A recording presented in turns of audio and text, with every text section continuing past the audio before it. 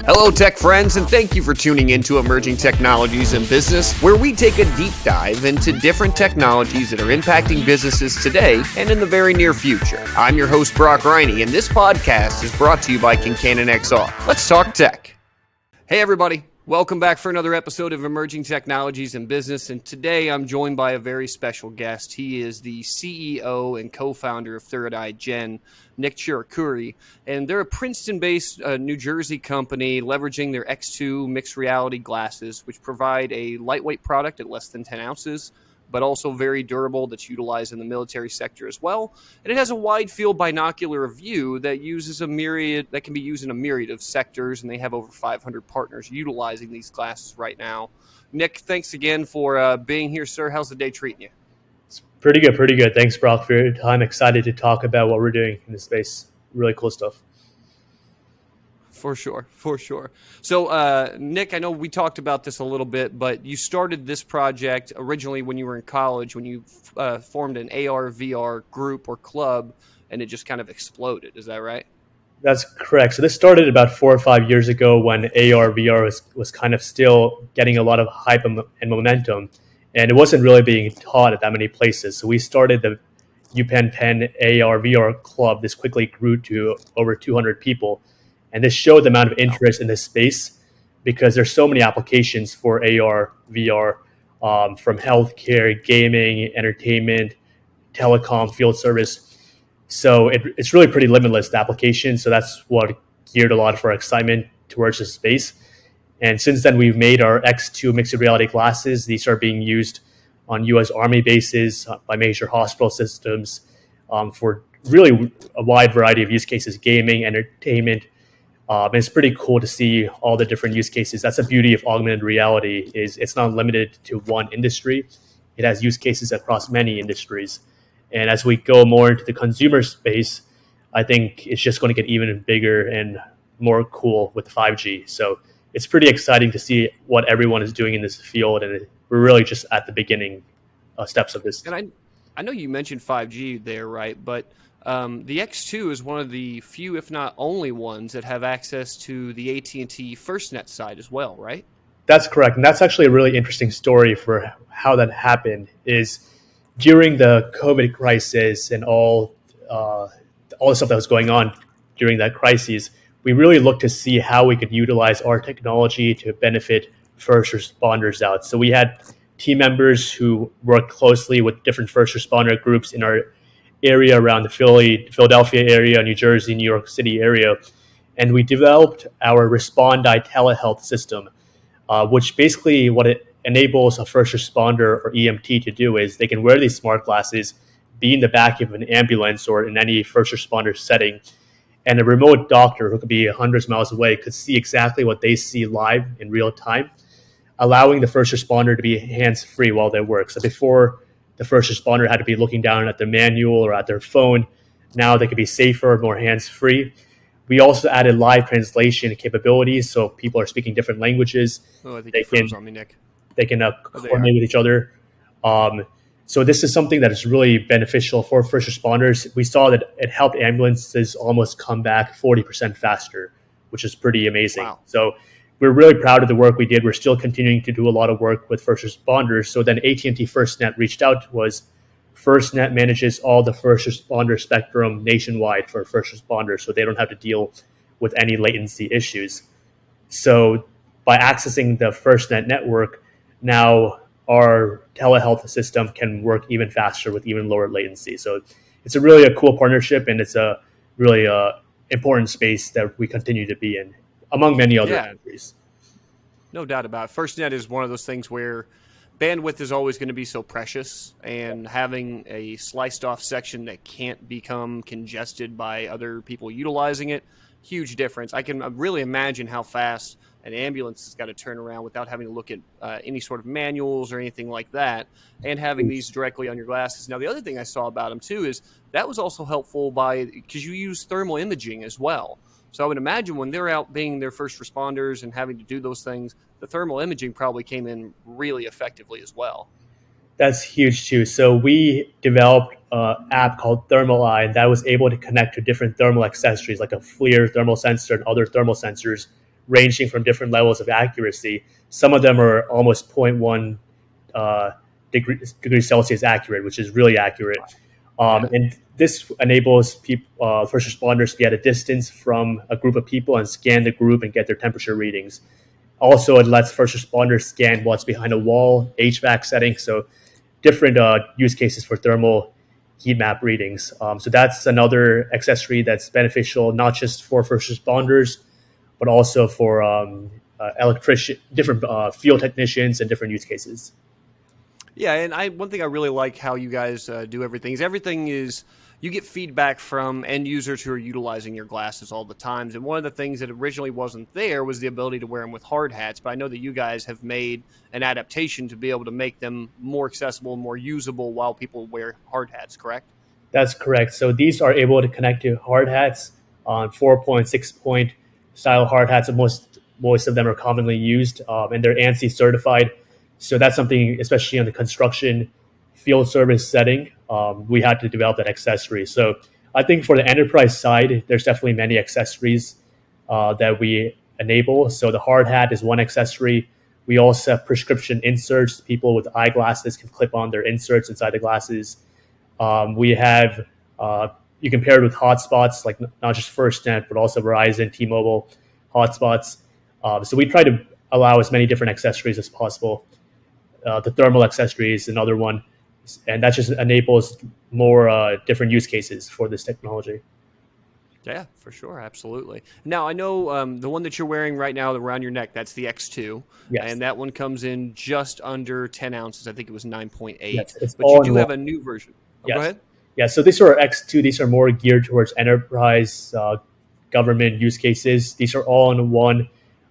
They're Android based, so it's really easy to develop apps on them. And then we are coming out with our all-in-one consumer glasses as well. And those will be smaller in size. They'll have some of the latest optics available on market. It will have over a 50-degree field of view, really slim uh, optics, and it's something that we anticipate people can even walk around in the street wearing and look normal wearing them. So we're going to come out with them this year, and we're working with our manufacturing partners to scale up the manufacturing. We're really excited about that, and all our software works on that as well because it's Android based as well. So it will have both an Keeping it all enterprise and ubiquitous a got to be consumer one. huge. Making everything ubiquitous across multiple It's really type of important. devices has got to be huge. Yeah, but really, that's really where the huge, I think, change is going to be. We've seen the B2B world has really started to accept AR, VR, MR, XR, but the consumer side just really isn't there yet because of the cost of the glasses and how much are out there. Obviously, with you having a consumer product coming out, that's super exciting. That's really where the limitless possibilities really start to get dreamed into reality once we start having further adaptation.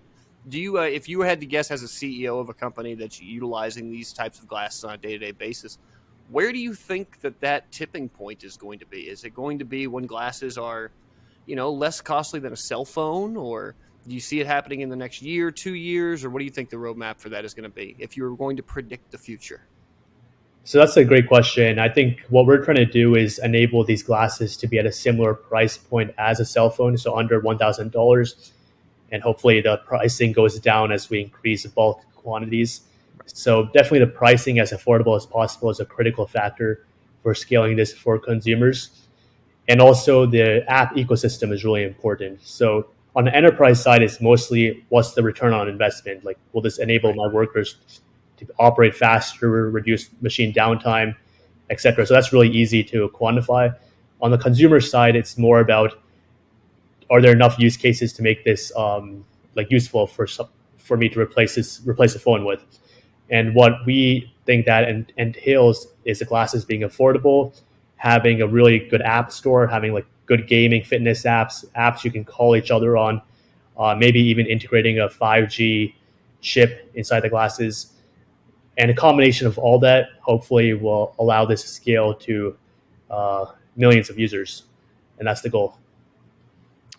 I think that's really where that tipping point is going to be as well. So I think one of the bigger things too about the X2 and everything that ThirdEye Gen is creating is them being a binocular type of setup rather than the single monocle. What was the thought process or the reasoning behind going with the binocular version rather than a single eyesight or single monocle?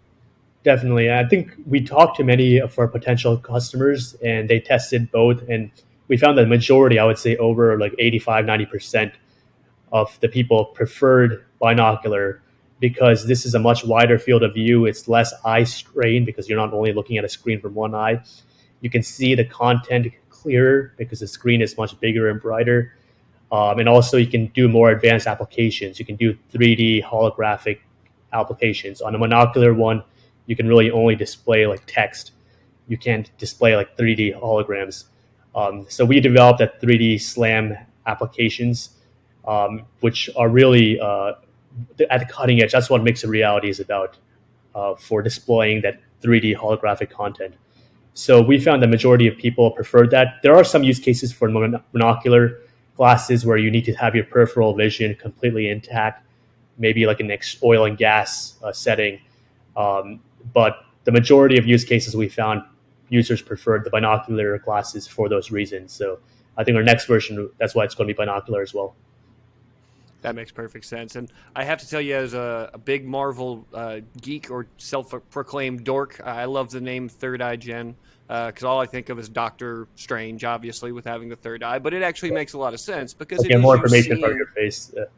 Yeah, exactly, right? So you're getting We'll so get it. much more out of it at the time.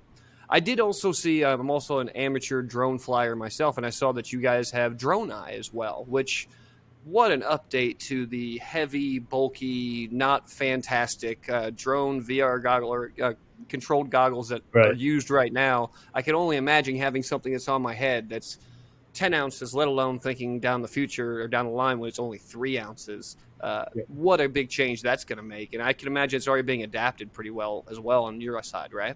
Definitely. And this is the beauty of talking to the customers. So when we're talking to the first responders, they were saying, hey, we're flying these drones around firefighters in different fire situations. But they had to look down on their phone right now. Whereas with these glasses, they have more situational awareness because they don't need to be looking down. They can have the drone feed directly on the glasses, and they can even control the drone with the glasses head movement. So that's a next level way of operating the drones. It enables someone with lesser experience to utilize the drones as well. We're Android based, so it would turn out to be not that difficult to port the applications onto our glasses. So we're continuing to do more work on that space. There's some really cool combinations of combining the drone feeds with augmented reality. You can get like image object detection of what you're looking at from the glasses of the drone feed. And we found that people have seen it's easier to use the drone using the glasses over the existing way of looking down their phone. And obviously, these glasses are much less obstructive than a VR headset as well. So that's another space we're doing work in, and we're continuing to see interesting applications there. Yeah. Are you guys going to go to the Augmented World Expo here in a few weeks? Yeah, we're going to have a couple of team members go. We're also expanding globally, so we just opened an office in Europe, so we're hiring a lot of people. So that's personally where I'm going to be, but we're going to have some team members there as well, and a lot of software partners. It's going to be pretty cool. It's fun to hear all the new stuff that comes out every year from AWE for sure. Yeah, everything's So, moving so fast. Yep. yeah. So, Nick, we know that you're hiring. We know that you're going to be at AWE. We've got new glasses coming out on the consumer side that are going to be lighter weight, more affordable. Is there anything else that we didn't touch on that you wanted to touch on today? No, I think this was a really good conversation. We're really excited about where we're going. As I said, we're growing, we're expanding really fast. We're going to be hiring a lot of people, both in the US and internationally in Europe. So if you're interested in this space, feel free to visit our website or reach us at sales@thirdeyegen.com or reach out to me directly on LinkedIn. And we're happy to talk more about any potential collaboration. But yeah, we're doing a lot of interesting work on not just the smart glasses side, but also the software side.